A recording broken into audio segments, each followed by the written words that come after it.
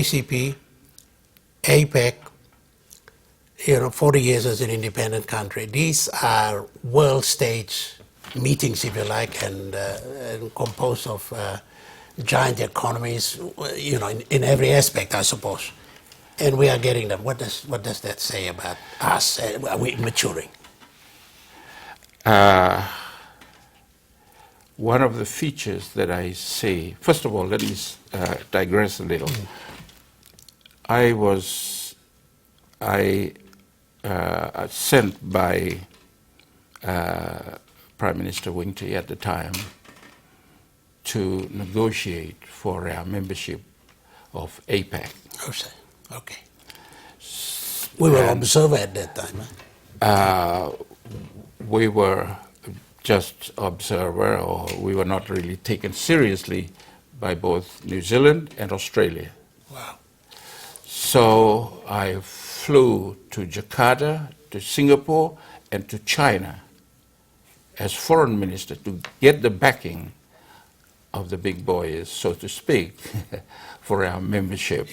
That's in Asia, not so much Australia and New Zealand. They did not, they were hesitant to support us initially. So after that, then I went to Seattle for their summit of heads of state, government. Ambassador at the time was Ambassador Taylor in Washington. The U.S. Secretary of State, Warren Christopher, asked her to get in touch with her minister, which was me, representing Papua New Guinea at that meeting in Seattle. Okay. So we had breakfast in the morning before the official announcement of our entry was made. Wow. So we met, and he said, I want to take this opportunity before the official statement is made to inform you that Papua New Guinea has been accepted as a member of APEC. So, of course, now we will be hosting a summit here in 2018. Yes. Yeah. It is critical for us because where we are now. And don't forget that Papua New Guinea can play a critical part both in this summit and also in the later APEC summit. Why? Because today, the one critical commodity that the world wants is energy, oil, gas, and so on. And Papua New Guinea is the newest country to have those very critical resources at our disposal. But let us not forget, we are maybe one of the newest, the same as Equatorial Guinea. But we have Angola, we have Gabon, we have Ghana, Nigeria, Mozambique, and so forth, that we are all involved in resource development. And I made a small suggestion. It is not my place. I'm only a worker.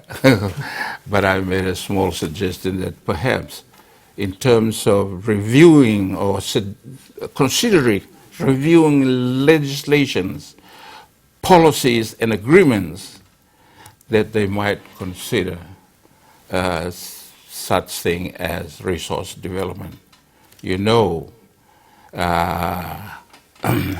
Norway, who is not a full member of the EU, they own everything. They own the producing oil companies, and it's owned by the state and the people. And Westerners, like those who are operating here, are allowed to buy shares, but they cannot own the oil companies and the resources in Norway. Okay. Are you suggesting that should be the case? I'm not. It can be, though. It's up to our leaders, Yeah. because as they are deciding a way forward for us, what will be meaningful to us. Okay, and I guess that's the question I ask you. What can Papua New Guinea, at the end of the day, benefit from such? They're complicated areas, technical, complicated, but I think our understanding of what goes on in other countries and to apply it It's here important. for the It's maximum important. benefit. I asked a senior officials of LNG in Brisbane in 2011. I was invited by Sarabi Namaliu to attend the 2011 Independence Day. And I asked this official, I said, have we sent any of our geologists, economists, engineers, chemists, environmentalists to go to Africa and observe some of the development there? We may not learn something from them. But don't you think it is important? You know, his answer was, which shocked me, he said, we are Australians, we are not Americans, and we can do better. Wow. Wow. When he said that, I left the official and I said, okay, is that your view? Thank you. I walked away from it. Okay. We can do better with whatever we're doing with resource now. We And let me say this. There is a saying that all that glitters is not gold. Port Moresby may be glittering, but imagine 15, 20 years down the line when population increases and the growth of rate in our economy cannot accommodate the increase in our population.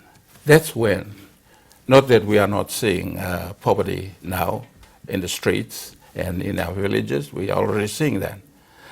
But at that time it will be more difficult, it will be worse. And most of those of us who are there will be gone. Yeah. It will be up to our future leaders to deal with the situation. Okay. Sir John Capitan, we are running out of time. Thank you very much for coming on board. Thank you very much, and thank you for the invitation. Sir John Capitan, the former Member of Parliament and Foreign Minister, among many portfolios he held at that time, and former Secretary General of the ACP Group. I asked him what he is today, and he replied, a citizen of Papua New Guinea. PNG Tonight, thank you for watching. We'll have for you another program at the same time tomorrow. Thank you for watching. I'm John Higgins. Good night.